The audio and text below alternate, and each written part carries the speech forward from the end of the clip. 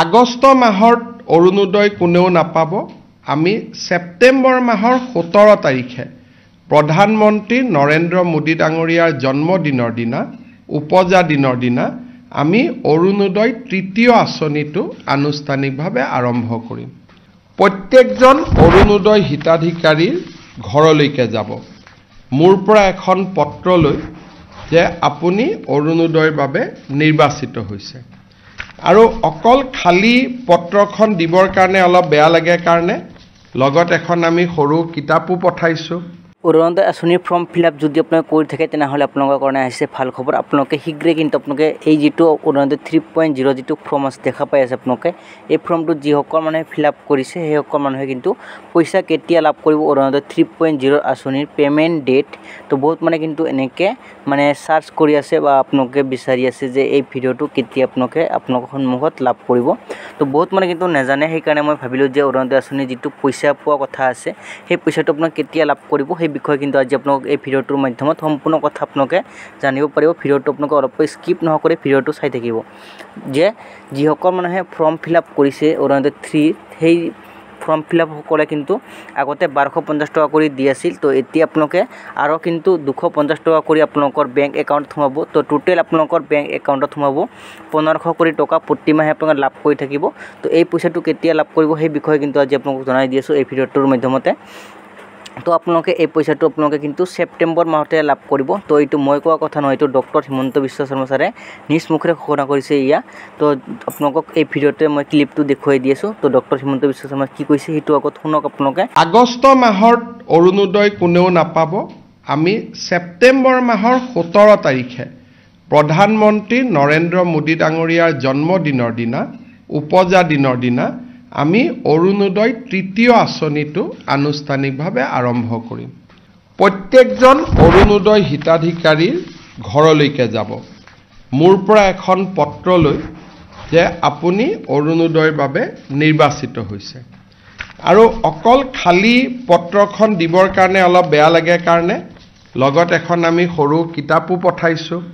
মহাপুৰুষ শ্ৰীমন্ত শংকৰদেৱৰ ওপৰত, উপেন ব্ৰহ্মৰ ওপৰত, মহাপুৰুষ মাধৱদেৱৰ ওপৰত, APJ আব্দুল কালামৰ ওপৰত, গোপীনাথ বৰদলৈৰ ওপৰত, মূলা গাভৰুৰ ওপৰত, ভগৱান শ্ৰী ৰামৰ ওপৰত গোপীনাথ বৰদলৈ লিখা এখন পুথি আছিল, তাকো আমি পঠিয়াইছোঁ।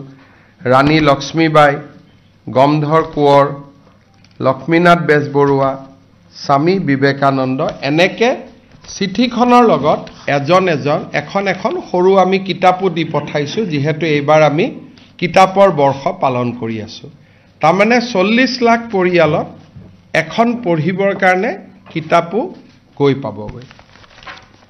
এই অৰুণোদয় তৃতীয় আঁচনিটো এই গোটেই প্ৰক্ৰিয়াটো সমাপন কৰোঁতে আমাক এমাহ লাগিব। ঘৰত গৈ আমি গোটেইখিনি দিওঁতে আগষ্ট মাহৰ অৰুণোদয় কোনেও নাপাব। আমি ছেপ্টেম্বৰ মাহৰ 17 তাৰিখে প্ৰধানমন্ত্ৰী নৰেন্দ্ৰ মোদী ডাঙৰীয়াৰ জন্মদিনৰ দিনা উপজা দিনৰ দিনা আমি অৰুণোদয় তৃতীয় আঁচনিটো আনুষ্ঠানিকভাৱে আৰম্ভ কৰিম। আৰু অসমৰ ইতিহাসত 40 লাখ পৰিয়ালক সামৰি কেতিয়াও আগতে এনেকুৱা কোনো আঁচনি গ্ৰহণ কৰা হোৱা নাছিল।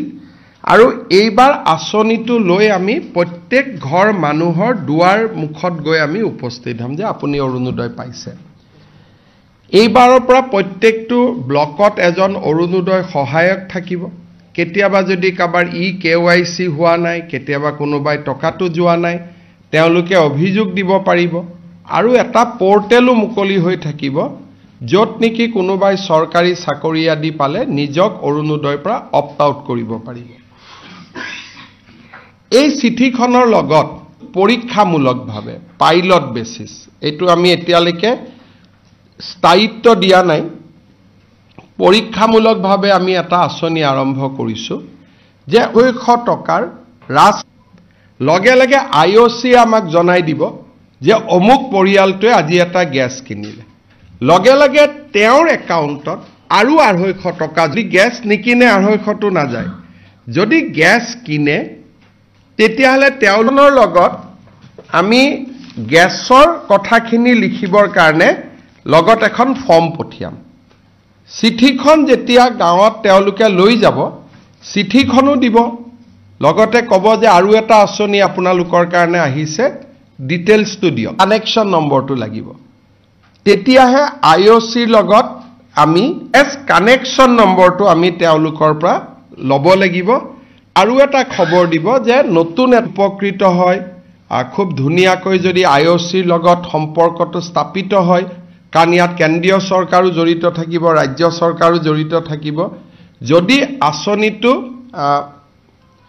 ৰাখি দিব পাৰিম কিন্তু তাত এটা তালমিল লাগিব গ্যাস কি কাউণ্ট যাব লাগিব সাধাৰণতে ৰাজ্য চৰকাৰ আৰু কেন্দ্ৰীয় চৰকাৰৰ ৱেবছাইট প্ৰচেষ্টা কৰি এটা পইণ্টলৈকে আহিছো আমি ভাবিছো যে ইয়াক আমি ৰূপায়ণ যিটো মাহত গ্যাস কিনে তেওঁলোকে আৰু 250 তাৰমানে যিটো মাহত নিকিনে মাহত এটা গ্যাস নিকিনে যদি গ্যাস নিকিনে